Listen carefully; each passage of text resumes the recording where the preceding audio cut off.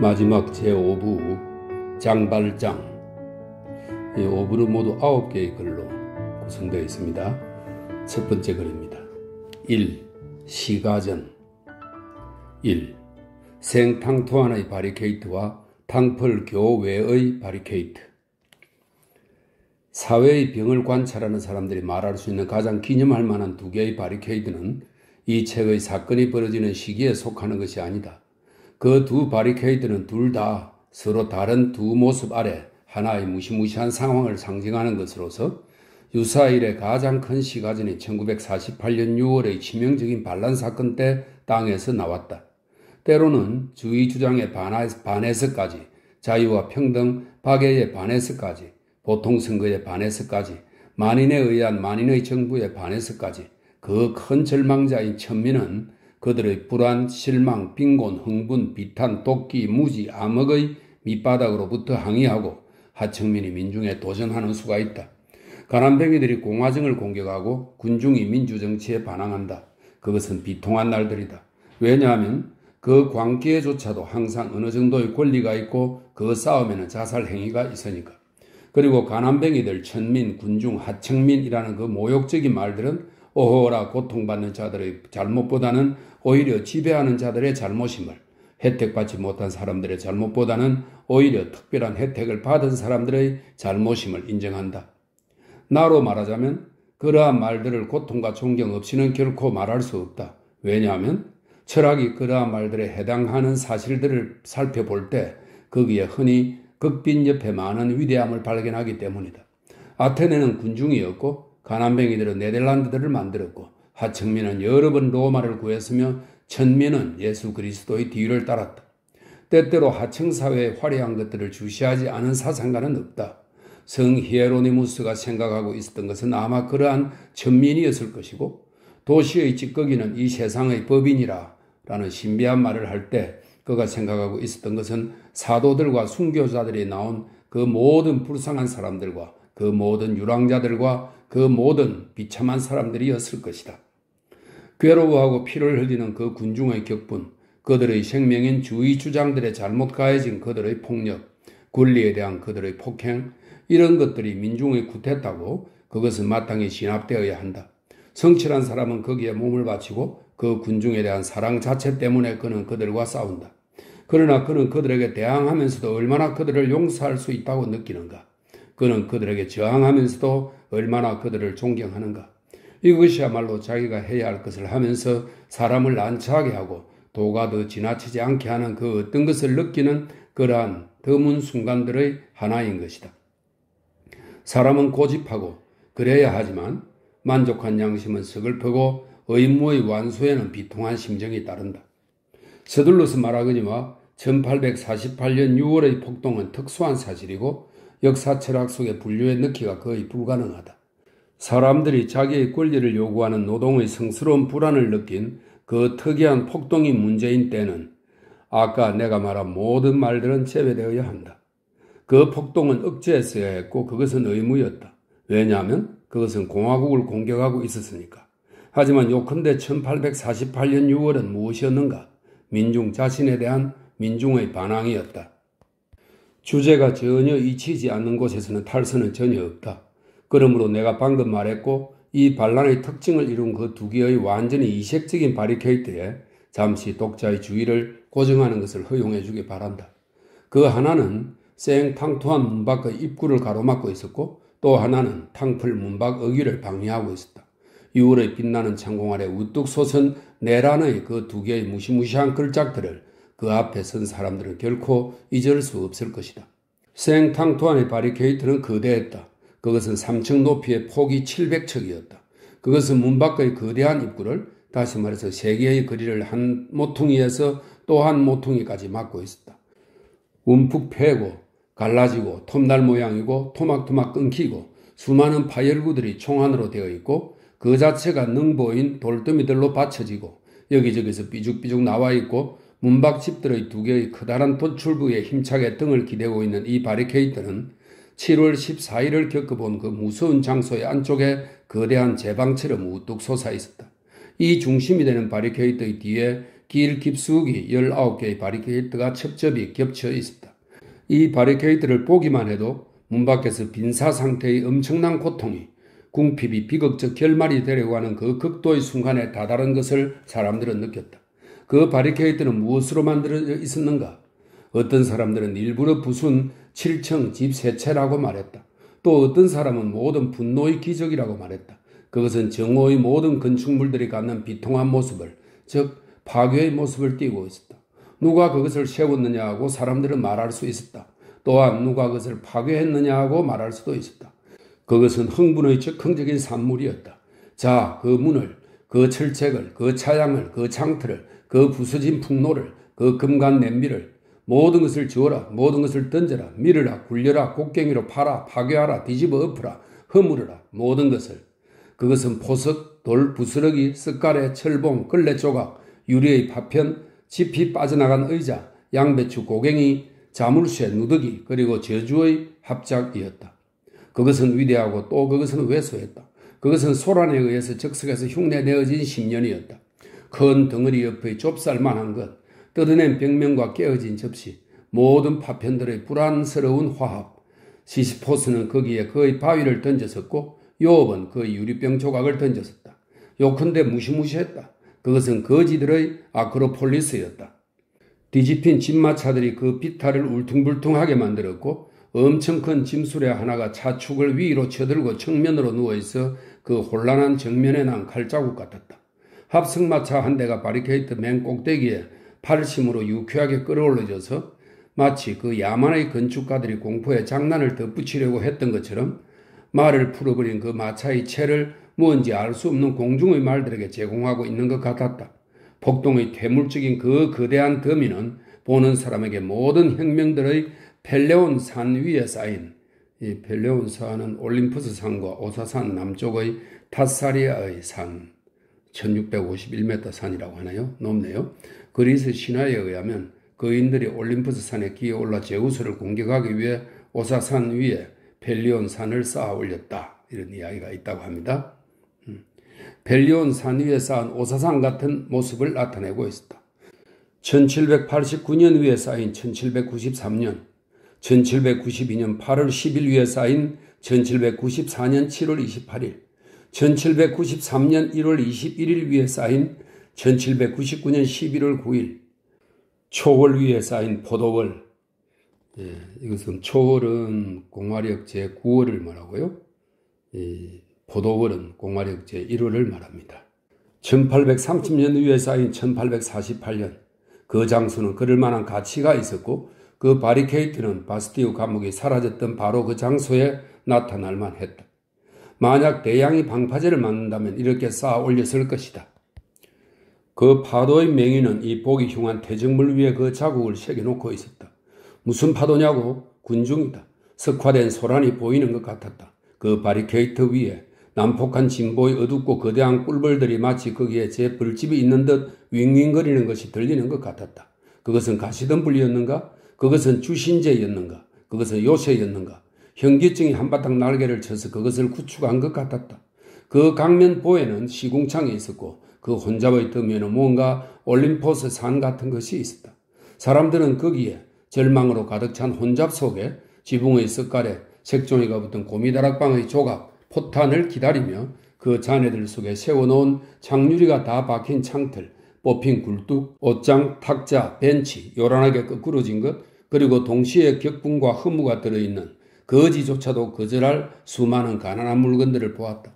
그것은 민중의 넝마, 나무, 철물, 구리, 도로의 넝마 같았는데 생탕토한 문 밖은 그것을 거창한 비로 왕창 썰어 제 문으로 밀어붙이고 제 궁핍으로 바리케이드를 만들어 놓은 것 같았다. 통나무 같은 큰 덩어리, 끊어진 쇠사슬, 교수대 같은 모양의 까치발털, 잔해들에서 나오는 수레바퀴, 이런 것들이 그 무정부주의의 건물에다가 민중이 겪어온 오랜 고통의 어두운 모습을 혼합하고 있었다. 생탕토안의 바리케이트는 모든 것을 무기로 삼고 있었다. 내란의 사회의 머리 위에 던질 수 있는 모든 것이 거기에서 나오고 있었다. 그것은 전투가 아니라 절정이었다.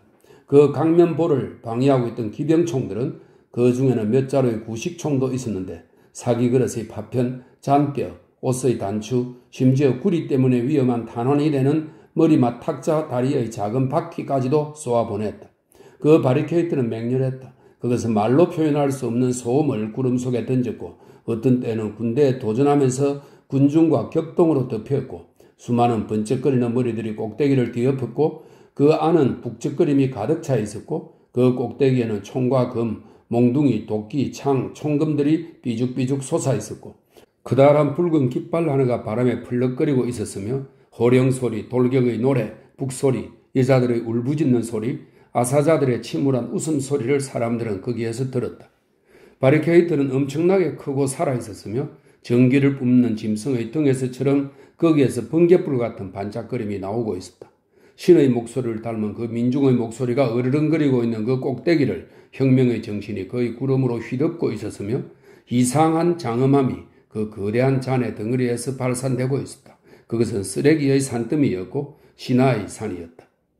앞서 말한 것처럼 이 바리케이트는 혁명의 이름으로 요컨대 혁명을 공격하고 있었다. 그것은 이 바리케이트는 우연이고 무질서고 심한 불안이고 오해고 미제의 것인 이 바리케이트는 입헌 의회, 국민의 주권, 보통선거, 국가, 공화국에 맞서고 있었다.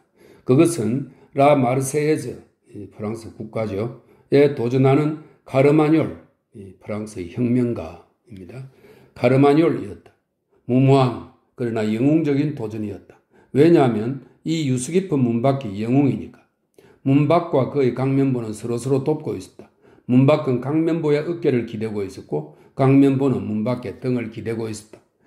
그 광대한 바리케이트는 아프리카 장군들의 전략에 와서 깨진 낭떠러기처럼 가로놓여 있었다. 그의 동굴, 혹, 사마귀, 융기들이 말하자면 상을 찌푸리고 연기 아래에서 비웃고 있었다. 산탄은 거기서 형체도 없이 사라졌고 유탄들은 거기에 파묻히고 거기에 삼켜지고 거기에 잠겨버렸고 구탄은 구멍들을 뚫는 데 밖에 거기서 성공하지 못했다. 혼돈의 대포질을 한들 무슨 소용이 있겠는가? 전쟁의 가장 잔인한 광경들에 익숙한 연대들도 멧돼지처럼 털이 곤두서고 산처럼 거대한 그 야수 같은 강면보를 불안한 눈으로 바라다보고 있었다. 거기서 1km쯤 떨어진 곳, 저 숲탑 옆의 가로수길로 나가는 탕펄거리의 모퉁이에서 달러마니 상점의 점두로 형성된 끝밖으로 대담하게 머리를 내밀면 멀리 수로 저편에 벨빌의 비탈길을 올라가는 거리에 그 오르막의 정점에 집 3층 높이에 달하는 이상한 장벽 하나를 볼 수 있었는데 그것은 오른쪽 집들과 왼쪽 집들 사이의 일종의 연결선 같은 것으로 마치 거리를 갑자기 막아버리기 위해서 그의 가장 높은 벽을 포개놓은 것처럼 보였다. 그 벽은 포석들로 구축되어 있었다. 벽은 곧고 정연하고 차갑고 수직이고 직각자로 높낮이를 고르게 하고 먹줄로 줄을 긋고 연추로 줄을 지어 세워져 있었다. 시멘트는 아마 거기에 없었겠으나 어떤 로마식 벽돌처럼 건축상의 견고함에 지장은 없었다. 그 높이로 보아 그 깊이도 짐작이 갔었다. 다음 꼭대기와 기초는 수학적인 평행을 이루고 있었다. 그 잿빛 표면에는 군데군데 그의 눈에 띄지 않는 총안들이 검게 줄처럼 나 있는 것을 알아볼 수 있었다. 그 총안들은 서로 똑같은 간격으로 떨어져 있었다. 눈에 보이는 한 거리엔 인기척이 없었다. 모든 창들과 모든 문들이 닫혀 있었다. 안쪽에 서 있는 이 장벽 때문에 거리는 막다른 골목이 되어 있었다. 벽은 요지부동이고 고요했다. 거기에는 아무도 보이지 않고 아무 소리도 들리지 않았다. 고함도 없고 소음도 없고 숨소리도 없었다. 무덤이었다. 6월의 눈부신 태양이 그 무서운 물건 위에 햇빛을 퍼붓고 있었다. 그것이 탕펄 문 밖의 바리케이트였다. 그 터에 도착하여 그것을 보게 되자마자 아무리 대담한 사람들이라도 그 신비한 출현 앞에서 생각에 잠기게 되지 않을 수 없었다. 그것은 정돈되고 잘 끼워 맞춰지고 기와 모양으로 배열되고 직선을 이루고 균형이 잡히고 그리고 음산했다. 거기에는 과학과 암흑이 있었다. 그 바리케이트의 두목이 기하학자가 아니면 유령인가 싶어졌다. 사람들은 그것을 바라보고 낮은 목소리로 말을 했다. 때때로 어떤 사람이 병사인지 장교인지 혹은 민중의 대표인지가 그 호젓한 차도를 감히 건너가면 날카롭고 약한 호각 소리가 들리고 행인은 부상하거나 죽어서 넘어졌고 그렇지 않고 그것을 면했을 경우에는 어떤 다친 덤문이나 돌담 사이나 회벽 속에 하나의 탄환이 박히는 것이 보였다. 때로는 산탄도 있었다. 왜냐하면 바리케이드의 사람들은 한쪽 끝을 배오라기와 진흙으로 틀어막은 무쇠로 된 가스관 두 토막으로 두 개의 작은 대포를 만들어 갖고 있었으니까. 화약을 무익하게 사용하는 일은 없었다. 탄화는 거의 다 명중했다. 몇 구의 시체들이 여기저기에 있었고 피의 웅덩이들이 포도에 있었다. 나는 한 마리의 흰 나비가 거리에서 왔다 갔다 하던 것이 생각난다. 여름은 아직 물러가지 않은 것이다. 근처에서 대문들 아래는 부상자들로 막혀 있었다. 사람들은 전혀 보이지 않는 누군가에 의해서 겨누어지고 있는 것을 거기서 느꼈고 거리의 어디에서고 저격을 당할 것이라는 걸 깨닫고 있었다. 탕플 문밖 입구에서 수로의 아치교를 이루고 있는 나귀의 등 같은 장소 뒤에 공격 종릴로 모여있는 병사들은 그 음산한 강면부를, 그 요지부동한 곳을, 그 태연자약한 곳을, 그 죽음이 나오는 곳을 엄숙하게 생각에 잠겨 지켜보고 있었다. 어떤 병사들은 군모가 드러나지 않도록 주의하면서 그 다리의 커브 위까지 기어 올라갔다. 용감한 몽테나르 대령이 몸을 떨면서 그 바리케이트를 감탄하며 바라보고 있었다. 참 잘 지었네요. 이렇게 그는 어떤 대의원에게 말했다. 포스 하나도 서로 어긋나는 것이 없군요. 이건 도자지 같습니다. 그래요? 그때 총탄 하나가 그의 가슴 위의 훈장을 부셨고 그는 쓰러졌다. 급장이더라 하고 누가 말했다. 이놈들아 나타나 보아라. 너희들 꼴 좀 보자. 감히 못해? 20만 있구나. 탕플 문 밖의 바리케이트는 8명이 수비하고 10,000명에게 공격을 받으면서 사흘을 버티었다. 나흘째 공격군은 자차와 콩스탄틴에스처럼 했다. 그들은 집들을 뚫고 지붕들을 타고 왔으며 바리케이트는 점령되었다. 그 8명의 겁쟁이들 중 한 사람도 도망칠 생각을 하지 않았다. 모두 거기에서 피살되었다. 수령 바르텔미만은 예외였는데 그에 관해서는 이제 곧 말하겠다. 생탕투안의 바리케이트는 천둥의 소란이었고 탕플의 바리케이트는 침묵이었다. 그 두 개의 강면보들 사이에는 무시무시한 것과 음침한 것이라는 차이가 있었다. 하나는 아가리 같았고 또 하나는 탈 같았다. 6월의 거창하고 신비로운 반란이 분노와 수수께끼로 이루어졌다고 인정하면서 사람들은 전자의 바리케이트에서는 드라공을 느꼈고 후자의 바리케이트 뒤에서는 스핑크스를 느꼈다. 이 두 요새는 하나는 쿠르네, 또 하나는 바르텔미라고 하는 두 사람에 의해서 구축되었다. 쿠르네는 생탕투안의 바리케이트를, 바르텔미는 탕플의 바리케이트를 만들었다. 양자가 제각기 그 근조자의 모습을 지니고 있었다. 쿠르네는 키가 큰 사람이었다. 그는 넓은 어깨, 붉은 얼굴, 억센 주먹, 대담한 마음, 공정한 넋, 진지하고 무서운 눈을 가지고 있었다. 용감하고 정력적이고 골 잘 내고 성품이 격렬했는데 남자치고는 가장 친절하고 전투원치고는 가장 무서운 사람이었다. 전쟁, 격투, 백병전은 그가 호흡하기에 적합한 공기였고 그를 기분 좋게 해주었다. 그는 해군 장교였었는데 그의 몸짓과 목소리로 사람들은 그가 대양에서 나오고 폭풍 위에서 온다는 것을 짐작했다. 그는 전투에서 태풍을 계속하고 있었다. 신성을 제외하고 땅통 속에 무엇인가 헤라클레스 같은 것이 있었듯이 천재를 제외하고 쿠르네 속에는 무엇인가 땅통 같은 것이 있었다. 바스텔미는 수척하고 허약하고 창백하고 과묵했으며 일종의 비참한 건달이었는데 순경에게 따귀를 얻어맞고 그를 엿보고 기다렸다가 그를 죽였고 17살에 투옥되었다. 그는 감옥에서 나와서 그 바리케이트를 만들었다. 후일 두 사람 다 추방되어 런던에서 무슨 팔자 소관인지 바르텔미는 쿠르네를 죽였다. 피비린내 나는 결투였다. 얼마 후에 치정관계가 섞인 그 수수께끼 같은 사건 중 하나에 휩쓸려서 프랑스 법정은 정상 참작을 인정했지만 영국 법정은 사형밖에 인정하지 않은 불행 속에서 바르텔미는 교수형에 처해졌다.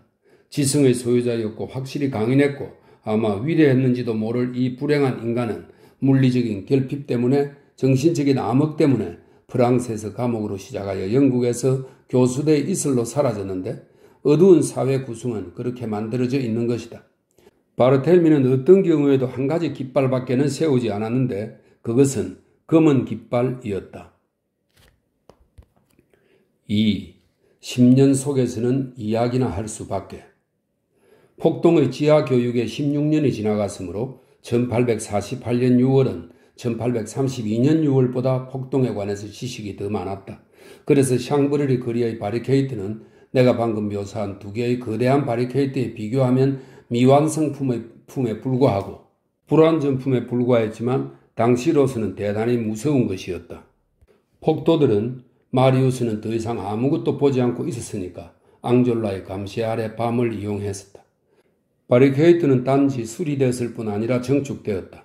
그것을 위로 2자나 더 높이 쌓아 올렸었다.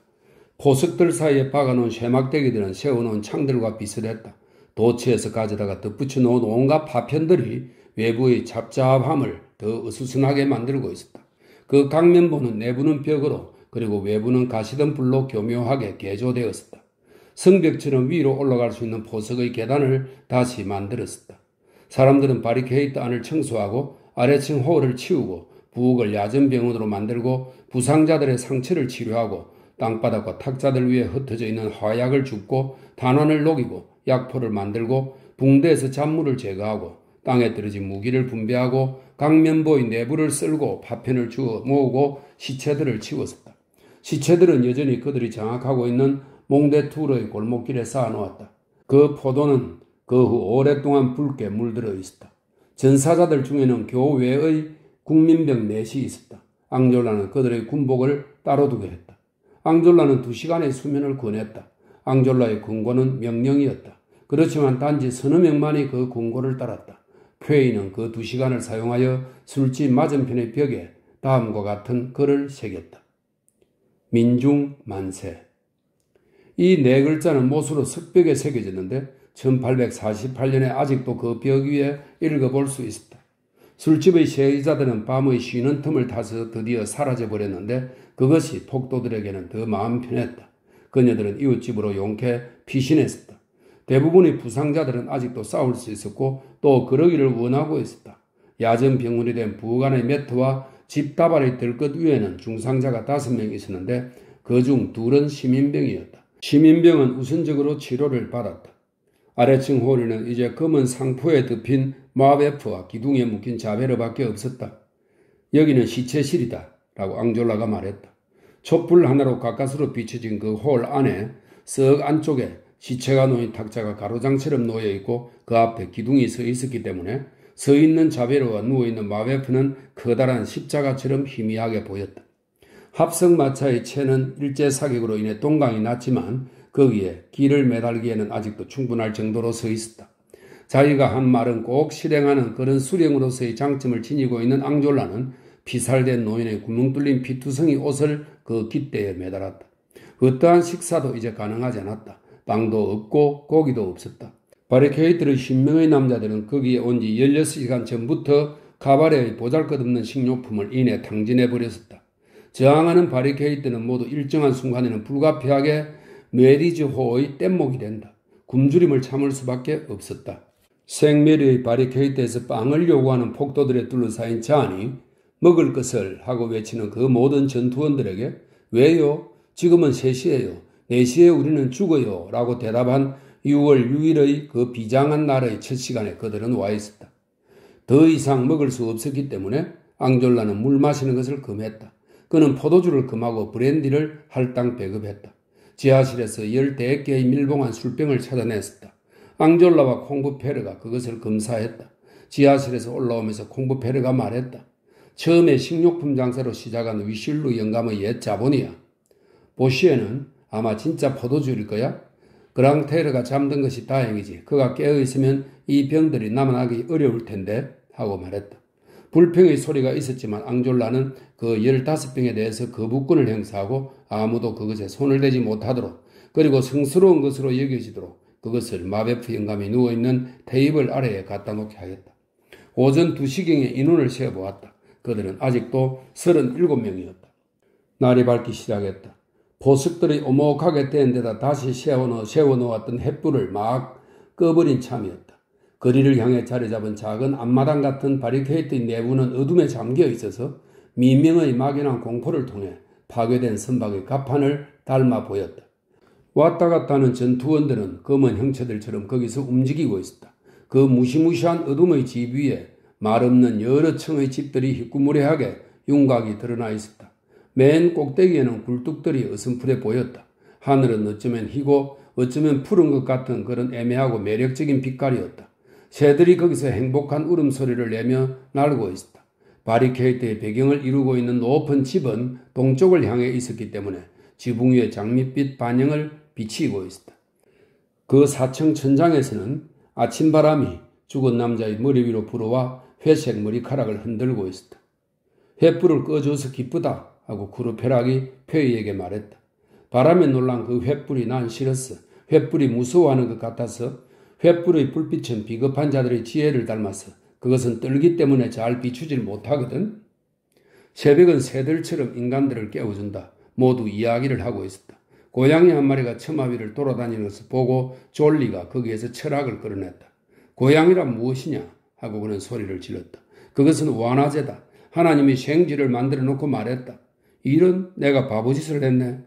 그리고 고양이를 만들어냈지. 고양이는 곧 생쥐의 오식이야. 생쥐 플러스 고양이는 창조의 개정된 교정쇠다. 콩브페르는 학생과 노동자들에 둘러싸여 장 플루베르, 바우렐, 마베프, 그리고 심지어 카웨이 같은 죽은 사람들에 관해 그리고 앙졸라의 심각한 슬픔에 관해 얘기하고 있었다. 그는 말했다. 하르모디우스와 아리스토치톤, 브루투스, 케레아스, 케레아스는 로마의 호민관 케레아스입니다. 칼리굴라를 죽이고 처형되었다. 이렇게 설명하고 있네요. 스테파누스, 크로멜, 사렐로트 코로테. 이 코로테는 프랑스의 젊은 여성인데 혁명의 열렬한 신봉자였고 마라를 그의 욕조에서 죽이고 단두대에서 목이 잘렸다. 이렇게 되어 있네요. 상드. 이 모든 사람들은 죽이고 난 후에 분민의 순간에 있어서 우리 마음이 매우 떨린다. 인생은 참으로 신비한 것이어서 공공을 위한 살인에서조차도 심지어 이런 것이 있다면 말이지만 해방을 위한 살인에서조차도 한 인간을 살해했다는 뉘우침은 인류의 봉사였다는 기쁨을 능가한다. 그리고 대화는 굽이굽이 돌고 돌아 잠시 후에는 플루베르의 시에서 변하여 콩브페르는 비르기리우스의 농경시를 번역자들을 비교하고 로와 쿠르낭을 비교하고 쿠르낭과 드리를 비교하면서 말필라트르가 번역한 몇 개의 구절을 지적했는데 특히 케사르의 죽음에 관한 경위를 말했고 이 케사르란 말에서 이야기는 다시 브루투스로 돌아왔다. 케사르는 쓰러져 마땅했다 라고 콩브페르는 말했다. 키케로는 케사르에게 준엄했지만 그의 말은 옳았다. 그 준엄함은 조금도 혹평이 아니야. 조일루스가 호메르스를 욕하고 메비우스가 비르기리우스를 욕하고 비제가 몰리에르를 욕하고 교황이 셰익스피어를 욕하고 브레옹이 볼테르를 욕할 때 그것은 예부터 흔히 있는 질투와 증오심에서 생기는 일이야. 천재들은 욕을 먹고 위인들은 다 항상 다소 지저대는 소리를 듣는 거야. 그러나 조일루스와 키케로는 이야기가 다르지. 키케로는 브루투스가 금에 의한 심판자인 것과 마찬가지로 사상에 의한 심판자야. 나로 말하자면 후자의 심판, 즉 칼을 비난한다. 하지만 옛 시대는 그것을 용인했어. 루비콘 강을 건넌 케사르는 민중에게서 오는 고위직을 자기 자신에게서 오는 것처럼 수여하고 원로원 입구에서 일어나지 않고 유트로프스에게 말했듯이 왕과 같은 그리고 그의 폭군과 같은 일들을 행했다. 그는 위인이었다. 그건 유감이었다. 또는 다행이었다. 그 교훈은 더 높다. 그가 받은 23개의 상처는 예수 그리스도의 이마에 뱉은 침보다 나를 덜 감동시킨다. 케사르는 원로원 의원들에게 척살되었고 그리스도는 하인들에게 따귀를 맞았다. 더 많은 모욕에 사람은 신을 느낀다. 보석더미 위에서 이야기하는 사람들을 내려다보고 있던 보시에가 기병총을 손에 들고 소리쳤다. 오 시다테네옴, 오 미리누스, 오 포로발린트, 오 에안티드의 미의 여신들이여, 오 그 누가 나로 하여금 로리움이나 에다프테온의 그리스인처럼 호메로스의 시를 읊게 해줄 것인가. 3. 광명과 음령. 앙졸라는 정찰을 하러 나갔었다. 집들을 따라서 몽테투르의 골목길을 꼬불꼬불 빠져나갔었다. 말해두지만 폭도들은 희망에 가득 차 있었다. 바람은 밤의 습격을 물리쳤던 방법을 믿고 새벽의 습격을 미리 무시하고 있었다. 그들은 습격을 기다리며 비웃고 있었다. 그들은 그들의 명분보다도 더 그들의 성공을 의심치 않고 있었다. 게다가 틀림없이 원병도 곧 그들에게 올 것이다. 그것은 그들을 기대하고 있었다. 쉽사리 승리를 예단하는 것이 싸우는 프랑스인의 힘 중 하나인데 그들은 곧 펼쳐질 하루를 세계의 확실한 국면으로 나누고 있었다. 즉 아침 6시에는 미리 공작해 놓은 일개 연대가 귀순해 올 것이고 정오에는 파리 전체가 봉기할 것이고 해가 질 무렵에는 혁명이 일어날 것이다. 전날 밤부터 끊임없이 울리고 있는 생멸의 경종 소리가 들려왔는데 그것은 또 하나의 바리케이트인 큰 바리케이트, 저 안의 바리케이트가 여전히 저항하고 있다는 증거였다. 그 모든 희망들이 벌집 전쟁의 윙윙거리는 소리를 닮은 일종의 즐겁고도 무서운 속삭임 속에 이 무리에서 저 무리로 주고받아지고 있었다. 앙졸라가 다시 나타났다. 그는 바깥 어둠 속으로 나갔던 독수리의 암행에서 돌아온 것이다. 그는 잠시 팔짱을 끼고 한 손을 입에 놓고 그 모든 기쁨에 귀를 기울이고 있었다. 그런 뒤에 더욱더 밝아오는 새벽의 흰빛 속에 발랄한 장밋빛 얼굴을 하고 그는 말했다. 파리의 모든 군대가 나왔어. 이 군대의 3분의 1이 여러분이 있는 이 바리케이트를 덮칠 것이요. 게다가 국민병도 있어. 나는 보병 제5연대의 모자와 국민병 제6연대의 깃발을 알아보았어. 1시간 후에 우리는 공격을 받을 거요. 민중으로 말하자면 어제는 끌어올랐지만 오늘 아침에는 꼼짝도 않고 있어. 아무것도 기다릴 것이 없고 아무것도 희망할 것이 없어. 문 밖에는 연대가 없어. 여러분은 버림받았어. 이 말은 사람들의 웅성대는 소리 위에 떨어져서 벌대 위에 떨어지는 폭풍우의 첫 방울과도 같은 결과를 빚어냈다. 모두들 꿀먹은 벙어리가 되었다. 죽음이 날아다니는 소리가 들리는 듯한 무어라 말할 수 없는 침묵의 한순간이 있었다. 그 순간은 짧았다. 군중의 가장 어두운 안쪽에서 하나의 목소리가 앙졸라에게 외쳤다. 좋소. 바리케이트를 20층 높이로 올리고 모두 여기에 이대로 있읍시다. 시민들이여 시체들의 항쟁을 합시다. 민중이 공화주의자들을 저버릴지언정 공화주의자들은 민중을 저버리진 않는다는 것을 보여줍시다. 그 말은 모두의 생각에서 개인적인 불안의 괴로움 구름에서 벗어나게 해주었다. 그것은 열광적인 환호를 받았다. 그렇게 말한 사람의 이름은 결코 알 수 없었다. 그것은 어떤 무명의 노동복 차림의 사나이, 미제의 사나이, 잊힌 사나이, 지나가는 영웅, 그런 익명의 위는 항상 인류의 위기와 사회의 생성에 섞여서 일정한 순간에 최후로 결정적인 말을 하여 번개 같은 빛 속에서 일순간 민중과 신을 대표한 후 암흑 속에 사라진다. 이런 준엄한 결심은 1832년 6월 6일의 공기 속에 하도 강하게 있었으므로 거의 같은 시간에 생메리의 바리케이트 안에서는 폭도들이 다음과 같은 함성을 질렀는데 그것은 역사상에도 남아있고 공판 서류에도 기록되어 있다. 우리에게 원군이 오든지 아니오든지 무슨 상관이냐? 최후의 한 사람까지 여기서 죽자. 보다시피 두 바리케이드는 사실상 고립되어 있었지만 서로 통하고 있었다. 4. 다섯이 줄고 하나가 늘고. 시체들의 항쟁을 외친 어떤 사람이 공통된 마음의 표현을 말한 후 모두 입에서 이상하리만큼 만족스럽고 무서운 외침이 쏟아져 나왔는데 그 뜻은 비장하고 그 의존은 의기양양했다. 죽음 만세, 모두 여기에 이대로 남자. 왜 모두야? 하고 앙졸라가 말했다. 모두야 모두. 앙졸라가 말을 이었다. 위치가 좋고 바리케이드는 견고하다. 30명이면 충분하다. 왜 40명이나 희생하자는 건가? 그들은 대꾸했다. 한 사람도 떠나기를 원치 않기 때문이요. 시민들이여, 앙졸라가 외쳤다. 그의 목소리는 거의 분노에 가까우리만큼 떨리고 있었다. 공화국은 무익한 소비를 할 만큼 인원이 많지 않소. 영광은 낭비요. 어떤 사람들에게 떠나는 것이 의무라면 그 의무도 다른 의무와 마찬가지로 지켜져야 하오. 원칙의 인간인 앙졸라는 동지들에 대해 절대자에서 나오는 그런 종류의 전능을 가지고 있었다. 그렇지만 그 절대적 권력에도 불구하고 사람들은 중얼거렸다. 손톱 끝까지 두목인 앙졸라는 사람들이 중얼거리는 것을 보고 주장했다. 그는 큰 소리로 말을 이었다. 더 이상 30명밖에 안 되는 것이 두려운 사람들이나 그런 말을 하시오. 불평의 소리가 한층 더해졌다. 더구나 군중 속에서 하나의 목소리가 지적했다. 떠난다는 것, 그건 말하기는 쉽소. 바리케이트가 포위되어 있어. 시장 쪽은 그렇지 않소. 앙졸라는 말했다. 몽데투르 거리는 자유로워 프레쉐르 거리로 해서 인호상 시장에 갈 수 있어. 그러다 거기서 붙잡히겠죠? 하고 집단에서 다른 목소리가 말을 이었다. 보병이나 교회병의 어떤 전초와 마주칠까요? 그들은 노동복 차림에 모자를 쓴 사람이 지나가는 걸 보겠죠. 어디서 오느냐? 바리케이트에서 오는 것 아니냐? 그리고 그대의 손을 본다.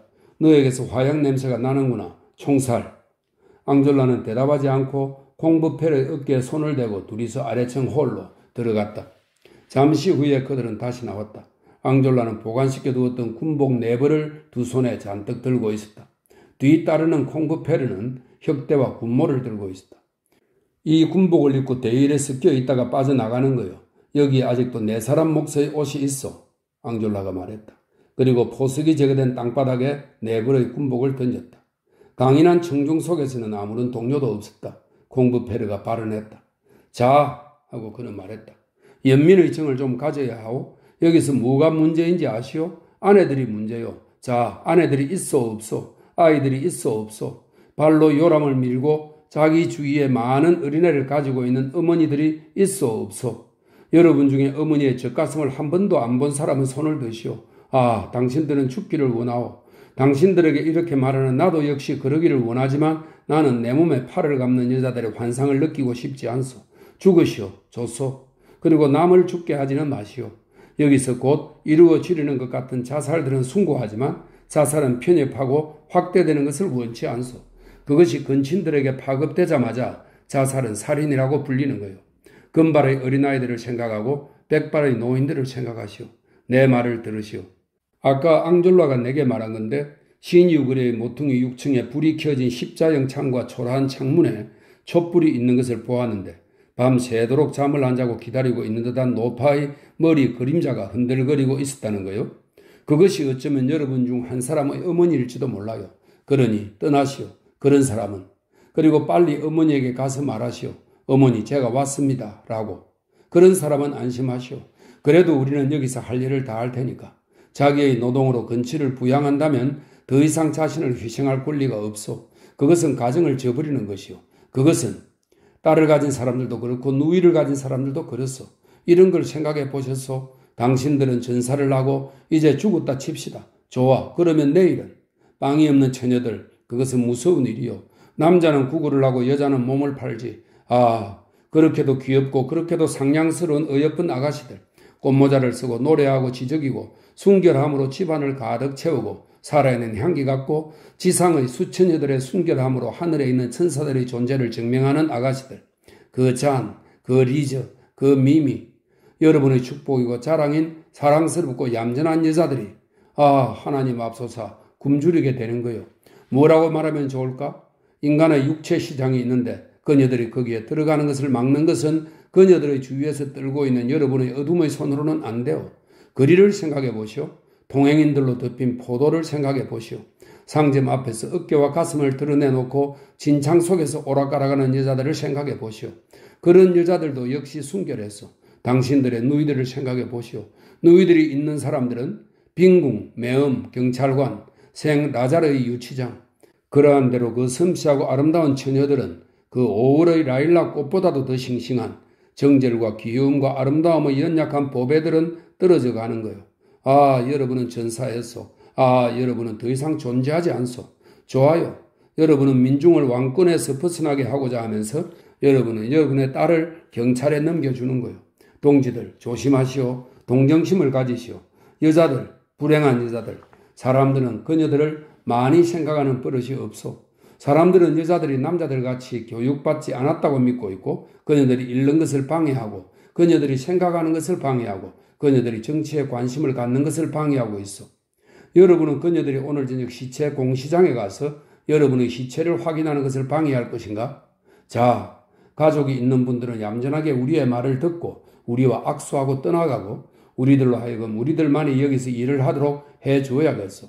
떠나기 위해서는 용기가 필요하다는 것을 나는 잘 알고 있어. 그건 어려운 일이지만 어려우면 어려울수록 더 칭찬을 받을 만한 것이요. 사람들은 이렇게 말하죠. 나는 총을 가지고 있고 바리케이트에 있으니 별 수 있나? 나는 여기에 이대로 있겠다. 할 수 없지. 말하면 뭐해? 라고. 여러분, 다음 날이 있어. 여러분은 그 다음 날에 있지 않겠지만 여러분의 가족은 있을 것이요. 그리고 얼마나 많은 고통이 있겠어.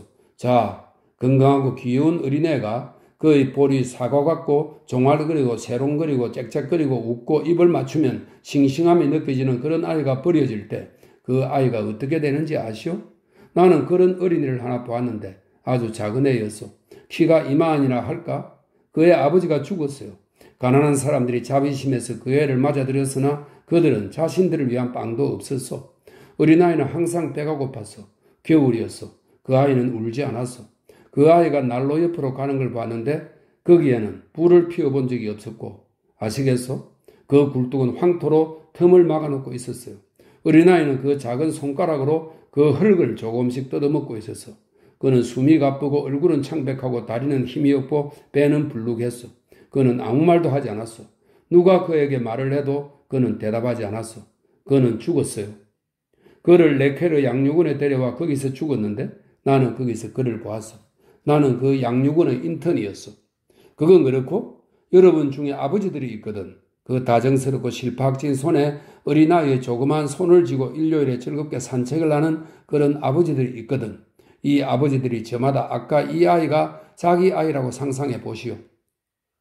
그 가엾은 어린애를 나는 잊지 않고 있는데 그가 해부도 위에 알몸으로 있을 때 그의 갈빗대가 묘지의 풀 아래 흙더미처럼 피부 아래에서 불쑥 튀어나와 있던 것이 내 눈에 선하오. 그의 위 속에선 흙탕물 같은 것이 발견되었어. 그의 이에는 재가 묻어 있었어. 자, 우리의 양심을 더듬어 우리 마음에 물어봅시다. 통계는 고아들의 사망률이 55%에 달한다고 기록하고 있어. 되풀이 하거니와 문제는 아내들이고 어머니들이고 처녀들이고 어린아이들이요. 우리가 지금 여러분 이야기를 하고 있습니까? 우리는 여러분이 어떻다는 것은 잘 알고 있어. 여러분이 모두 용감하다는 것은 잘 알고 있고 말고 여러분이 대의를 위해서 생명을 희생하는 기쁨과 영광을 마음속에 지니고 있다는 것을 우리는 잘 알고 있어. 여러분이 유익하게 그리고 장엄하게 죽기 위해서 선택된 사람이라고 느끼고 있는 것을 우리는 잘 알고 있고 여러분 한 사람 한 사람이 자기 몫의 승리에 집착하고 있다는 것도 우리는 잘 알고 있어. 참 좋은 일이요. 그러나 여러분은 이 세상에 혼자가 아니요. 생각해야 하는 다른 사람들이 있어. 이기주의자가 되어서는 안 돼요. 모두들 침울한 표정으로 고개를 숙였다. 가장 숭고한 순간에 있는 사람 마음의 이상한 모습. 그렇게 말하던 콩브페르는 고아가 아니었다. 그는 남들의 어머니를 생각하면서 자기의 어머니는 잊고 있었다. 그는 자신을 죽이려 하고 있었다. 그는 에고이스트였다. 마리우스는 아무것도 먹지 않고 흥분되고 모든 희망들에서 연방 나오고 고통 속에 가장 침울한 파선 속에 빠지고 격렬한 감정들로 가득 차고 종말이 오는 것을 느끼고 있었는데 그는 언제나 기꺼이 받아들인 마지막 사건 전에 일어나는 그 환각적인 마비 속에 더욱더 빠져들어갔었다. 생리학자는 그에 관해 과학적으로 알려지고 분류된 그 흥분성 열중 상태의 점증하는 징후를 연구할 수도 있었을 것인데 이 상태의 괴로움에 대한 관계는 육체적 환락의 쾌감에 대한 관계와도 같다. 절망에도 역시 황홀경이 있다. 마리우스는 그러한 상태에 있었다. 그는 모든 것을 외부에서 보듯이 보고 있었다. 앞서 말한 것처럼 그의 앞에서 일어난 것들이 그에게는 먼 것들처럼 보였다. 그는 전체는 분명히 알아보았지만 세세한 것들은 전혀 알아보지 못하고 있었다. 오가는 사람들이 불길 속을 다니는 것처럼 보였다. 사람들의 목소리는 10년의 밑바닥에서 들려오는 것 같았다. 그렇지만 이런 일은 그를 감동시켰다. 그 광경에는 그에게까지 뚫고 들어간 신랄한 말이 있었고 그것이 그를 각성시켰다. 그는 더 이상 죽는다는 일념밖에 없었고 그 밖에 다른 생각은 하고 싶지 않았지만 그의 음침한 몽유 상태 속에서 자기를 희생함으로써 누군가를 구하는 것은 금지되어 있지 않다고 생각했다. 그는 목소리를 높였다. 앙졸라와 콩브페르의 말이 옳아요? 하고 그는 말했다. 무익한 희생은 말아야죠. 나는 이분들의 의견에 찬성하는데 서둘러야만 합니다. 콩브페르가 여러분에게 결정적인 말을 했어요. 여러분 중에는 가족이나 어머니, 누이, 아내가 있는 사람이 있어. 그런 분들은 열 밖으로 나오시오. 아무도 움직이지 않았다. 결혼한 사람들과 가족을 부양하고 있는 사람들은 열 밖으로 나오시오. 하고 마리우스는 되풀이했다. 그의 권위는 컸다.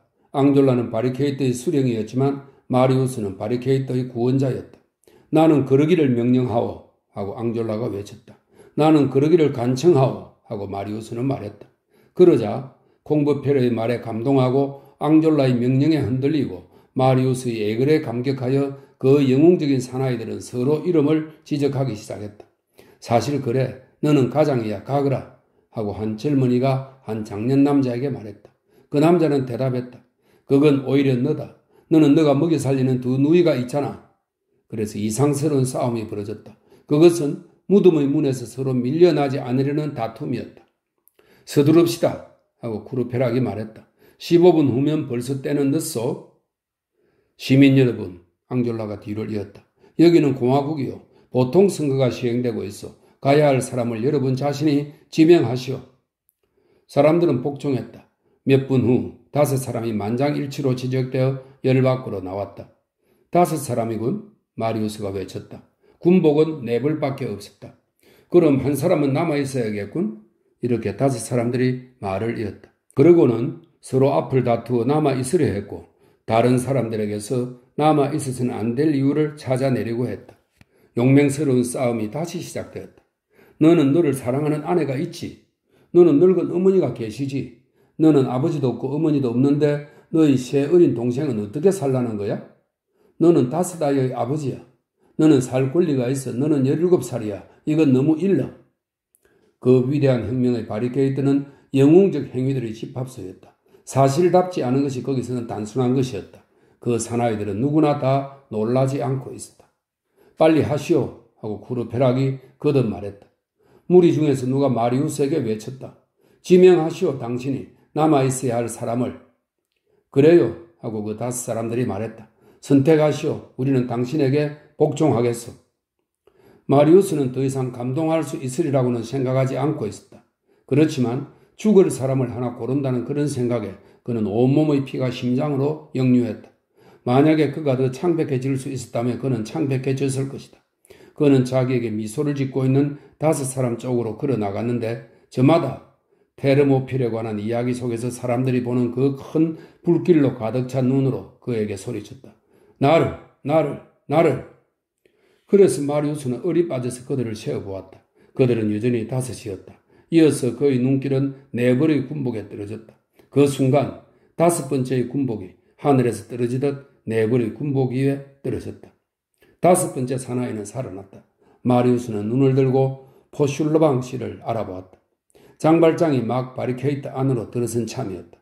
정보를 들었는지 또는 본능으로였는지 또는 우연으로였는지 그는 몽데투르의 골목길을 통해 왔다. 국민병 복장 덕분에 그는 쉽사리 통과했다. 폭도들이 몽데투르의 거리에 배치해놓은 보초는 단 한 사람의 국민병 때문에 경보를 울릴 필요가 전혀 없었다. 이건 10중 8구 지원병이겠지.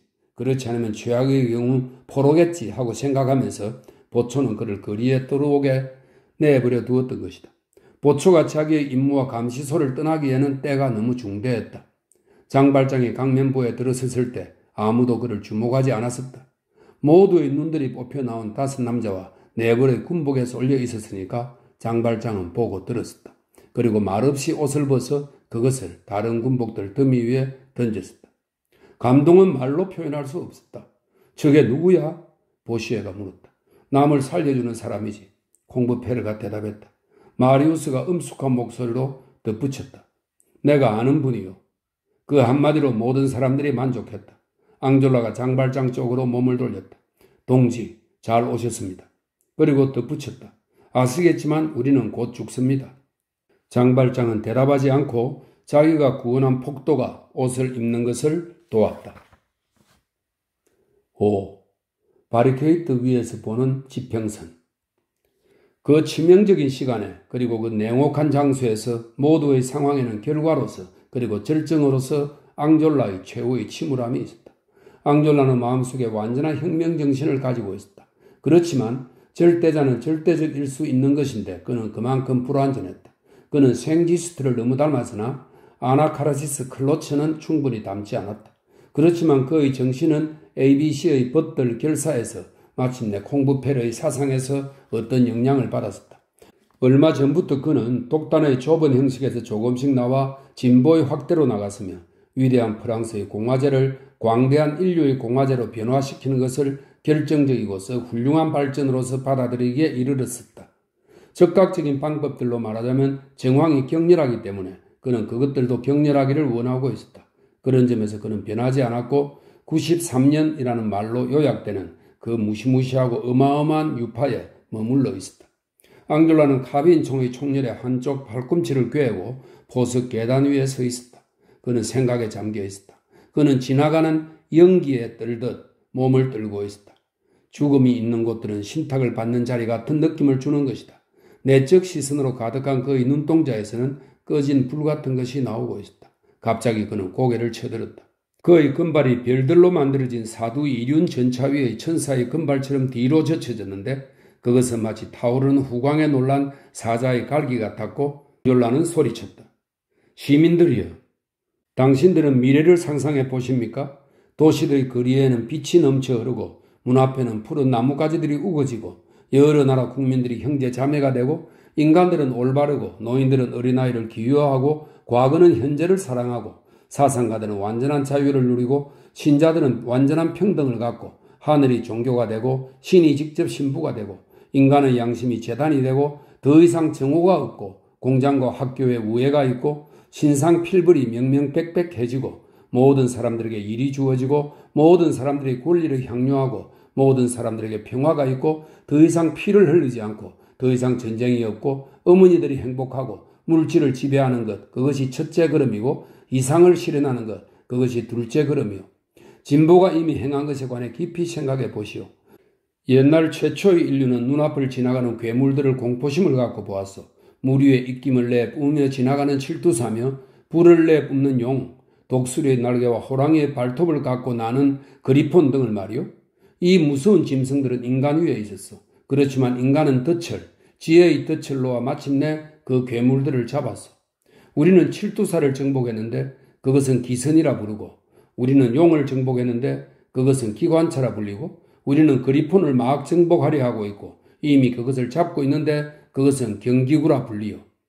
그런데 이 프로메테우스적인 일이 끝나는 날 그리고 인간이 고대의 세 가지 괴수인 칠두사와 용, 그리폰을 결정적으로 그의 뜻대로 다루게 되었을 때 인간은 물과 불, 공기의 지배자가 될 것이고 그 밖의 생명 있는 만물에 대해서 옛적의 신들이 옛날 인간에 대해서 차지하고 있었던 자리를 차지하게 될 것이요. 용기를 내시오. 그리고 전진합시다. 시민들이여, 우리는 어디로 갑니까?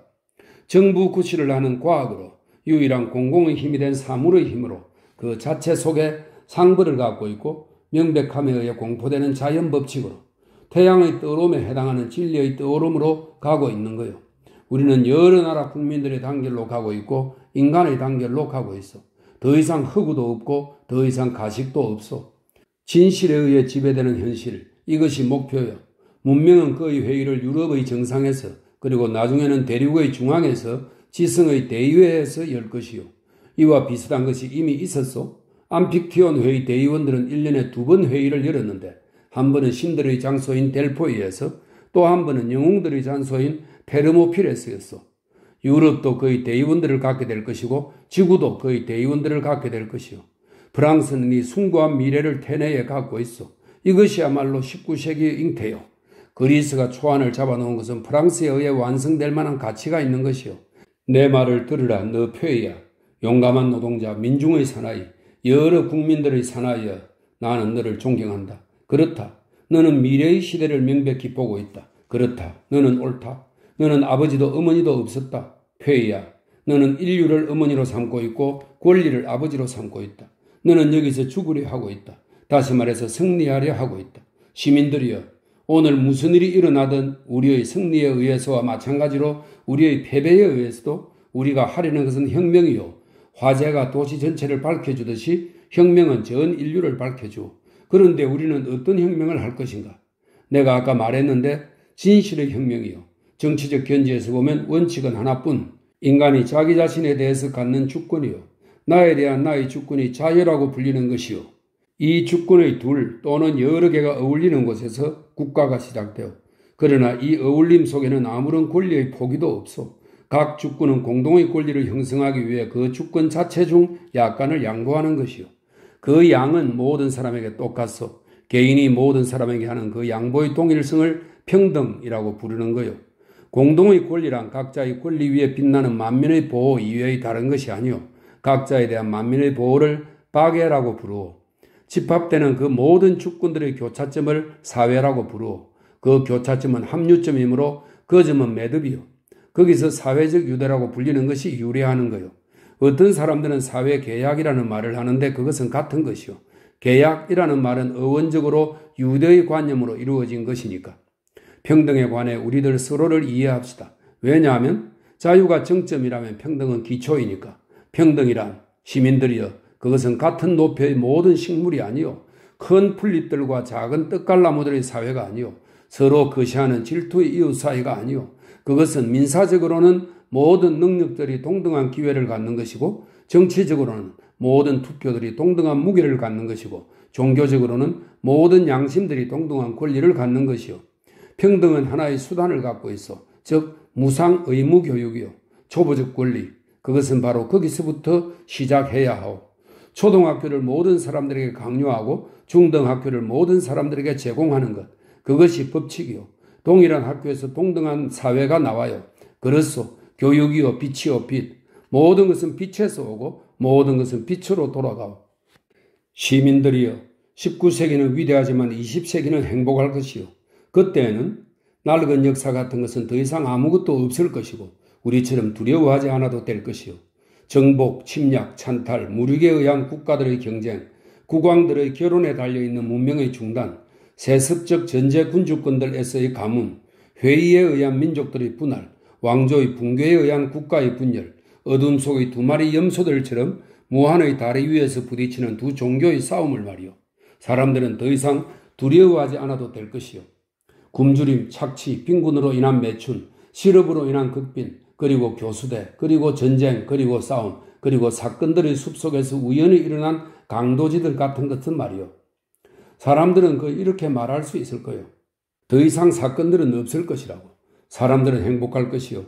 지구가 자신의 법칙을 수행하듯이 인류는 자신의 법칙을 수행할 것이고 영혼과 천체 사이의 조화가 회복될 것이요. 천체가 빛의 주위를 돌듯이 영혼은 진리의 주위를 돌 것이요. 벗들이여. 우리가 살고 있고 내가 말하고 있는 지금 이 시간은 어두운 시간이요. 하지만 이것이야말로 미래의 무서운 구매물이요. 혁명은 하나의 통행세요.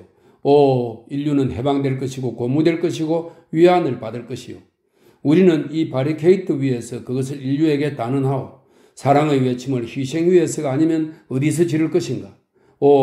형제들이여. 여기는 생각하는 사람들과 고통받는 사람들의 합류소입니다.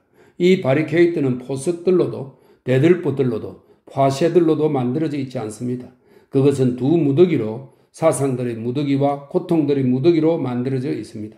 극비는 여기서 이상을 만나요. 낮은 여기에서 밤을 포옹하고 밤에게 말합니다. 나는 너와 더불어 죽으려 하고 너는 나와 더불어 거듭나리 한다라고. 모든 비탄을 꼭 껴안는 데서 신념이 솟아나요. 고통들은 여기에 그 단말말을 가져오고 사상들은 그 불멸성을 가져와요. 이 단말로와 이 불멸성은 서로 섞여 우리의 죽음을 구성할 것이요. 형제들이여, 여기서 죽는 자는 미래의 광희 속에서 죽고 우리는 온통 서광이 스며든 무덤 속으로 들어갑니다. 앙졸라는 입을 다물었다기보다 오히려 말을 멈추었다. 그의 입술은 마치 자기 자신에게 계속 말하고 있는 것처럼 소리 없이 움직이고 있었으므로 그들은 주의 깊게 그리고 또다시 그의 말을 들으려고 애쓰기 위해 그를 바라보았다. 박수갈채는 없었으나 사람들은 오랫동안 수근거렸다. 말은 숨결이므로 지성의 떨림은 나무잎들의 떨림을 담는다. 6.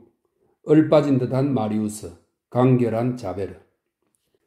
마리우스의 생각 속에 일어나고 있던 것을 말하자. 그의 마음의 상태를 회상해 주기 바란다. 아까 말했거니와 모든 것이 이제 그에게는 환영에 불과했다. 그의 감정은 혼란스러웠다. 이 점을 강조하거니와 마리우스는 죽어가는 사람들 위해 펼쳐진 커다란 날개들의 그늘 아래에 있었다. 그는 자기가 무덤 속에 들어와 있다고 느꼈고 이미 두꺼운 벽의 저쪽에 있는 것 같았으며 살아있는 사람들의 얼굴을 더 이상 죽은 사람의 눈으로밖에 보지 않고 있었다. 포슐루방 씨가 어떻게 여기에 있었을까? 그가 왜 여기에 있었을까? 무엇을 하러 왔을까? 마리우스는 이 모든 의문들을 조금도 갖지 않았다. 그런데 우리들의 절망은 우리들 자신처럼 타인까지도 싸버리는 그런 특별한 것을 갖고 있다. 모든 사람이 죽으러 온 것이 당연한 것 같았다. 다만 그는 비통한 마음으로 코제트를 생각했다. 그런데 포슐로방 씨는 그에게 말하지 않았고 그를 보지 않았으며 마리우스가 나는 그분을 안다 하고 목소리를 높였을 때 듣는 것 같지도 않았다. 마리우스로 말하자면 포슐로방 씨의 그러한 태도는 그를 편하게 해주었고 그러한 인상에 대해서 이러한 말을 써도 좋을지는 모르겠으나 말하자면 그의 마음에 들었다. 그에게는 수상한 동시에 위압적인 그 수수께끼 같은 사람에게 말을 거는 것은 언제나 절대 불가능한 일인 것 같았다. 그뿐만 아니라 그를 본 지가 매우 오래되었기 때문에 마리우스의 소심하고 내성적인 성격 탓으로 그 불가능성은 더욱 더해갔다. 지명된 5사람들은 몽데투르의 골목으로 바리케이트에서 나갔는데 그들은 완전히 국민병 같았다. 그 중 한 사람은 울면서 떠나갔다. 떠나기 전에 그들은 남은 사람들과 포옹했다. 삶으로 돌려보내진 5사람들이 출발했을 때 앙졸라는 사형수를 생각했다. 그는 아랫방으로 들어갔다. 자베르는 기둥에 묶여 생각에 잠겨 있었다. 뭐 필요한 건 없나? 하고 앙졸라가 그에게 물었다. 자베르는 대답했다. 언제 나를 죽일 거요? 기다리라. 지금 우리는 모두 탄약이 필요하다. 그러면 마실 걸 주시오. 하고 자베르는 말했다. 앙졸라는 손수고에게 물 한 컵을 가져다 주었는데 그가 묶여 있었기 때문에 그것을 먹여 주었다. 그뿐인가? 하고 앙졸라는 말을 이었다. 나는 이 기둥에서 불편하오. 라고 자베르는 대답했다. 당신네들이 나를 여기서 밤을 지내게 둔 것은 인정 있는 일이 아니오. 당신들 좋을 대로 나를 묶되 나를 탁자 위에 누일 수야 있겠지요. 저 사람처럼 말이오. 그러면서 고갯짓으로 마베프시의 시체를 가리켰다. 독자들은 기억하겠지만 탄환들을 녹이고 약포들을 만들던 크고 긴 탁자 하나가 홀 안쪽에 있었다. 약포들은 다 만들었고 화약은 다 써버렸기 때문에 그 탁자는 비어 있었다. 앙졸라의 명령으로 4명의 폭도들이 자베르를 기둥에서 풀었다. 그를 풀어주는 동안 5번째의 폭도가 그의 가슴에 총금을 대고 있었다. 두 손은 등 뒤로 묶인 채 두고 발에는 가늘고 튼튼한 가죽끈을 메어 놓았는데 그렇게 함으로써 그는 교수대에 올라가는 사람들처럼 한자 세치의 걸음걸이를 할 수 있었다. 폭도들은 그를 홀 안쪽의 탁자까지 걸어가게 하여 거기에 누이고 몸의 한가운데를 바짝 비끄러맸다.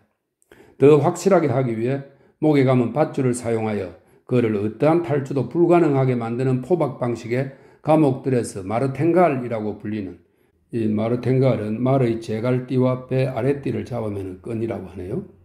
마르탱갈이라고 불리는 그런 종류의 포승을 덧붙였는데 이 포승은 목에서 출발하여 배 위에서 2갈래로 갈라지고 2다리 사이를 지난 뒤 2손에 와서 합쳐지는 것이다. 사람들이 자베르를 졸라매고 있는 동안 어떤 남자가 문 앞에서 비상한 주의를 기울여 그를 주시하고 있었다. 이 남자의 그림자를 보고 자베르는 고개를 돌렸다. 그는 눈을 들어 장발장을 알아보았다. 그는 떨지도 않고 의연하게 눈을 내리깔고 이건 아주 뻔해 하고 말하는 것으로 만족했다. 7. 정세가 악화되다. 날이 빨리 밝아가고 있었다. 그러나 창문 하나 열리지 않고 대문 하나 반것이 열리지 않았다. 문동은 텄지만 잠은 깨지 않았다. 바리케이트가 마주 보이는 창버러리 거리의 맨 끝은 앞서 말한 바와 같이 군대가 철수되어 자유로운 것 같았고 음산한 고요 속에 통행인들에게 열려 있었다. 생든이 그리는 태베의 스핑크스 가로수길처럼 잠잠했다. 태양의 반사광으로 훤해지는 내거리에 살아있는 것은 하나도 없었다. 그 적적한 거리들의 밝음처럼 음산한 것은 아무것도 없다. 보이는 것은 아무것도 없었지만 소리는 들렸다. 조금 떨어진 곳에서 이상한 움직임이 일어나고 있었다. 위기가 오고 있는 것이 분명했다. 전날 저녁처럼 보초들이 퇴각했으나 이번에는 전원이었다. 바리케이트는 처음 공격 때보다 더 강했다. 5명이 떠난 이후 그것을 한층 더 높였다. 시장 지역을 정찰했던 보초의 의견을 듣고 앙졸라는 배후 습격을 두려워하여 중대한 결심을 했다. 그는 그때까지 트여있던 몽데투르 골목의 작은 길을 막게 했다. 이를 위해 몇 채의 집들에 걸친 길이의 길에서 더 포석을 드러냈다. 그렇게 바리케이트는 세 거리 쪽에서, 즉 앞쪽은 샹브르리 거리, 왼쪽은 시뉴 거리와 프티트 트리앙드 거리, 오른쪽은 몽데투르 거리에서 막혀 정말로 거의 난공불락이었다. 사람들은 거기에 불가피하게 갇혀 있었던 것이 사실이다. 이 바리케이트는 세 정면이 있었으나 더 이상 출구는 없었다. 요새이지만 쥐더치군 하고 구르페락이 웃으면서 말했다.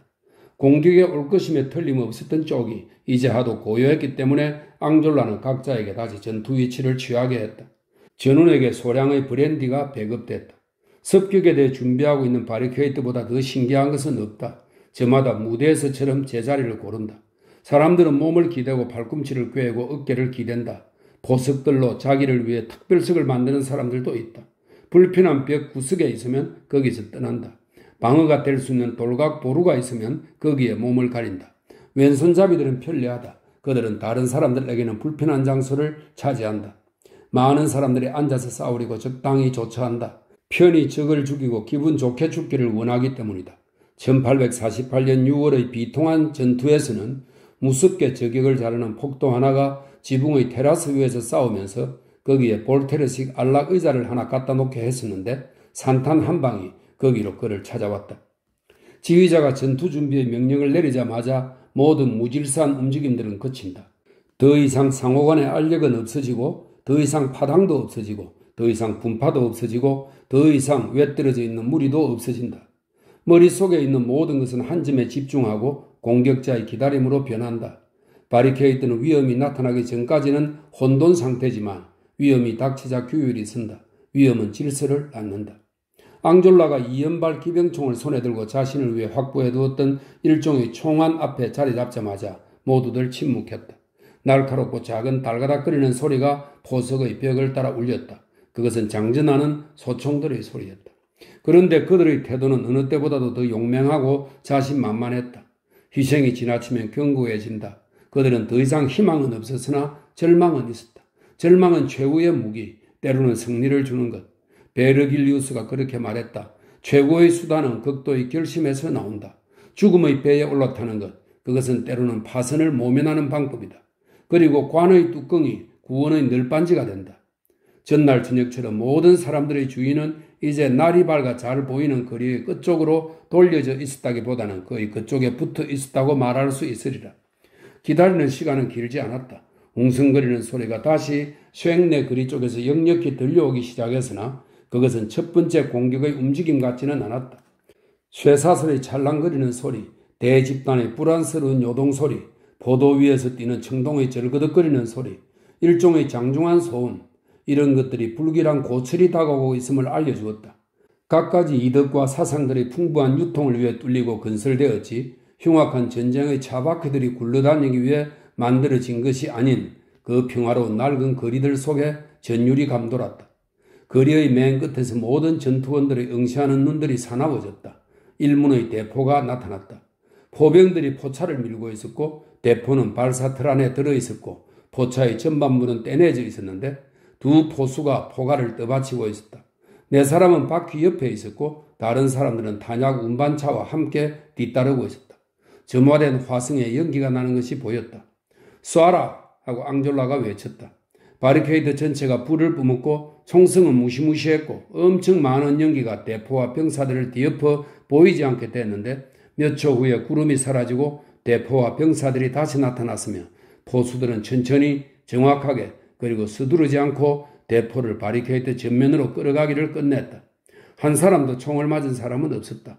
그런 뒤 포수장은 포구를 올리기 위해 포신 뒤끝으로 가서 조준경을 돌리는 천문학자처럼 장중하게 조준하기 시작했다. 장하다 포수들아, 보시에가 외쳤다. 그리고 바리케이드 전체가 손뼉을 쳤다. 잠시 후 대포는 거리의 한복판에 도랑 위에 걸터 앉듯이 버젓이 놓이고 발사태세를 갖추었다. 그 무시무시한 아가리가 바리케이드를 향해 열렸다. 그래, 좋다. 쿠르페락이 말했다. 난폭한 놈들이로군. 손가락으로 튕긴 뒤에 주먹질이라. 군대가 그 큰 발을 우리들 쪽으로 뻗치고 있어. 바리케이드가 몹시 흔들릴 거야. 일제 사격이 만지는 것이라면 대포는 움켜잡는 거야. 저건 신형 청동 8파운드 포야. 라고 콩부페르가 덧붙였다. 저 대포들은 똥과 주석이 100대 10의 비율을 조금만 넘어도 파열하기 쉬워. 주석이 과도하면 너무 물러져. 그럴 땐 화구에 구멍과 빈 곳이 생기게 돼. 그 위험을 예방하고 무리하게 장전을 하기 위해서는 아마 14세기의 방법으로 돌아가서 테를 씌우고 포신 뒤끝에서 포위까지 용접이 없는 일련의 강철 반지를 대포의 밖에 많이 끼워서 강하게 만들어야 할 거야. 그러기 전에는 할 수 있는 대로 결점을 메우는 거야.